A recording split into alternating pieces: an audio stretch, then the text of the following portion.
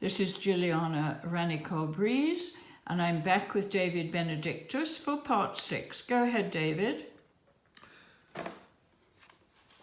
My first real job, I suppose, that was a salaried job, was with the BBC, and it was what everyone who'd done an arts degree, I suppose, at the universities wanted, was to work at the BBC. It was then, as it is now, the best job you could land, and they ran something called the General Traineeship.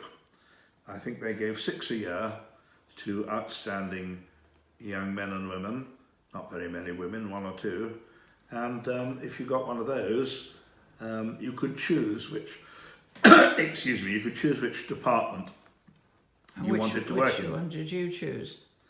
Well, I started off in news and current affairs, working for the radio, and that was of interest because Radio Newsreel, the programme I was working on, went out every evening, every weekday evening at 7:30, and carried all the main news stories with interviews and so on. And it was very high-powered, and it went out all over the world.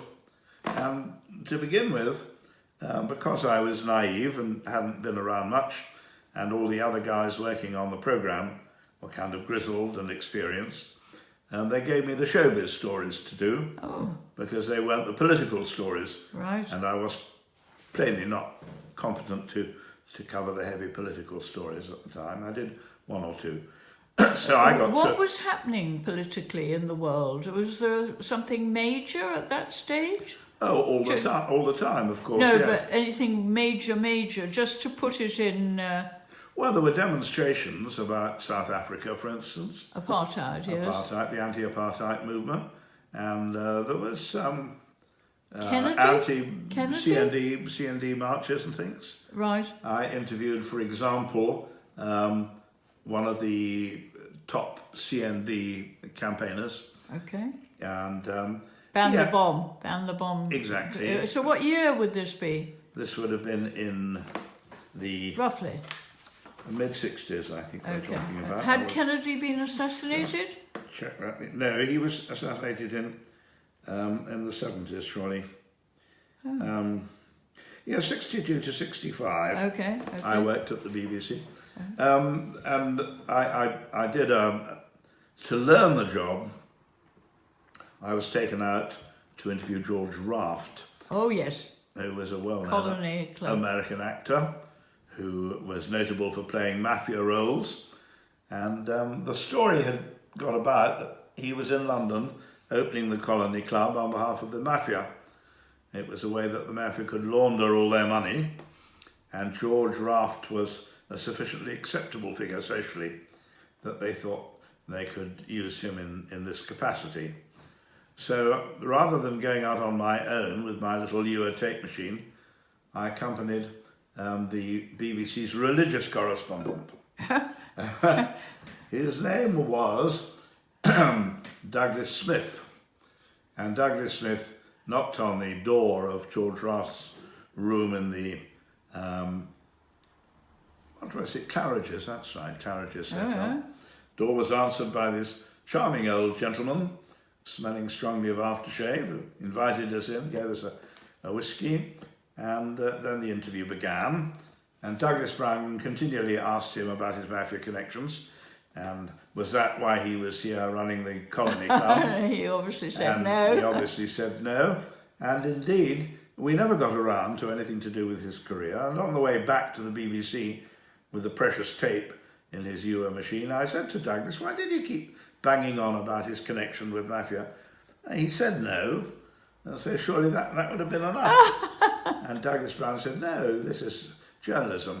I knew he was working for the mafia. He knew he was working for the mafia. He knew that I knew. My job was to get him to admit it. And that was quite a lesson to learn, because you mustn't get distracted if you're interviewing people. If there's a story that you want to get out of them, which is why journalists get the reputation of being a little bit negative sometimes, you bang on about that story until you've got what you want. But he didn't get what he wanted. No, he didn't. but just putting the But questions... he got thrown out of England, though, George Raft, I remember. Yes, well, they discovered that it was all true in those. I interviewed Judy Garland. That was something of a coup, but again, my inexperience told. Judy Garland was staying at the Dorchester, and she was over in London promoting her new and indeed her last movie, starring with Dirk Bogarde. I think it was called... Dirk Bogarde? You mean James Mason? No, I mean Dirk Bogarde. Oh. Yes. It was called The Singer, Not the Song. Oh, no. And not heard of that one. I remember A Star Is Born. Yeah, but that was some time before that.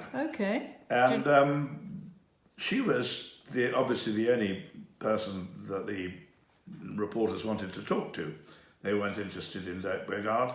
And so we waited in the ballroom at the Dorchester for about an hour and a half, which I gather was about par for the course with Judy Garland, and she finally appeared, swanning down the big curling staircase in the Manor Born, and seeing me there, still in my mid-20s, she pointed at me and beckoned that I was to come along with my tape recorder and kneel at her feet, which I did.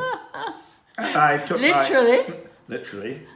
And I only had 3 minutes. The slot was only 3 minutes long. I knew that was the time I had to fill. So when I'd been asking her a few fairly inane questions for 3 minutes, I said, well, thank you, Miss Garland. I'll go and talk to your co-star now. And off I trotted, learning later that I'd had something of a coup to get a private interview of that sort with Judy Garland. Would have been worth its weight in gold, but nobody had told me that, so I'd done what I'd set out to do. And then at another time, I would be sent out to do what they called a vox pop. Yeah. I expect they still call it a vox pop. Yes, they do. And that was going to talk to a lot of members of the public. Vox pop means vox populi, the voice of the people, on a single topic. And then you'd edit them all together. Yeah. And the question that I was asking the public this afternoon was, can you tell the time without looking at your watch? Not a particularly interesting subject, perhaps.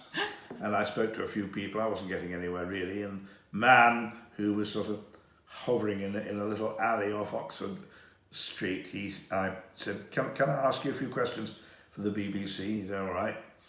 I said, excuse me, sir, but without looking at your watch, can you tell me what the time is?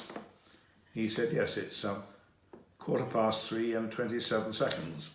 And I put my watch right before I set off, and I said, that's amazing, you got it exactly right. How do you do that?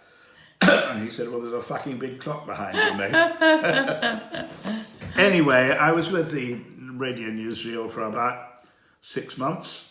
Once, when the announcer had gone missing for the Foreign Service, I was taken by the scruff of my neck and hauled into a studio. A script was put down in front of me, and I was told, read that.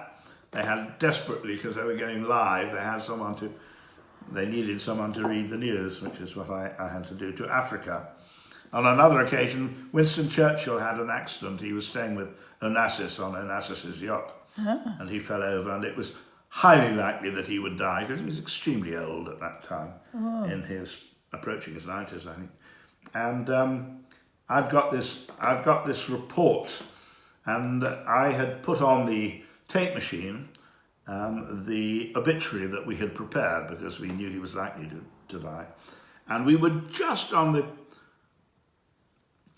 cusp of pressing the button and sending out the news that Winston Churchill was dead to the whole of Africa, when someone burst into the studio and said, no, he's not dead, just in time. Otherwise, if the BBC had said that Churchill was dead, he would have been dead. I bet they've done the Queen's obituary already. Oh, absolutely, of course they have. The Queen Mothers were sitting there for ever so long. I did a big programme about the Queen Mother. Of course, she lived on and didn't die until long after I'd left the BBC.